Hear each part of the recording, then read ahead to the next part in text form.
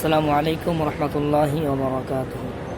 অত্যন্ত গুরুত্বপূর্ণ একটি কথা আপনাদেরকে জানাই বলি, সেটা হচ্ছে যারা নবীজির বিরুদ্ধাচরণ করবে, যারা নবী সাল্লাল্লাহু আলাইহি সাল্লামের বিরুদ্ধাচরণ করবে, বেয়াদবি করবে, তাদের শাস্তি হলো মৃত্যুদণ্ড। যে রাষ্ট্রে নাকি এই বিধান চালু হয়েছে, যারাই নবী সাল্লাল্লাহু আলাইহি সাল্লামের বিরুদ্ধাচরণ করবে, অবমাননা করবে, তাদের শাস্তি হলো মৃত্যুদণ্ড। যে দেশে এই আইন কার্যকর, দেখবেন ওই রাষ্ট্রে তারপর থেকে কোনো ব্যক্তি নবীর অবমাননা করতে সাহস পাবে না।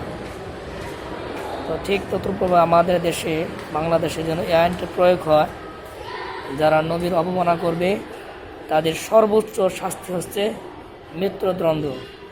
যখন নাকি এই মৃত্যুদণ্ডটা কার্যকর হবে বা এই বিধান চালু হবে, তখন কোনো আস্তিক নাস্তিক, কোনো বেয়াদব, কোনো কুলঙ্গার, কোনো নামদারি মুসলমান বা অন্য ধর্মের ব্যক্তিরাও কোনো ব্যক্তি আমাদের নবীর অবমাননা করতে সাহস পাবে না।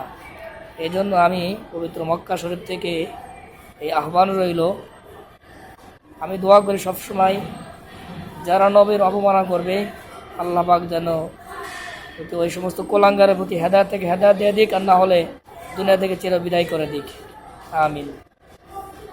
আর দেশের জন্য এই বিধান চালু হয়, আহ্বান হলো সরকারের প্রতি বিনীত আহ্বান, সংসদে আমরা আইন চাই, নবীজির পরে নবী নাই, যেই নবী দাবি করবে, নবীর অবমাননা করবে, তার ফাঁসি চাই।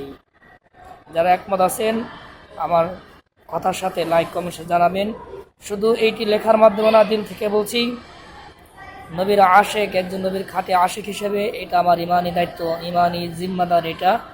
যারা নবীর অবমাননা করবে তাদের সর্বোচ্চ শাস্তি হলো মৃত্যুদণ্ড। এটা সংসদে আইন পাস চাই।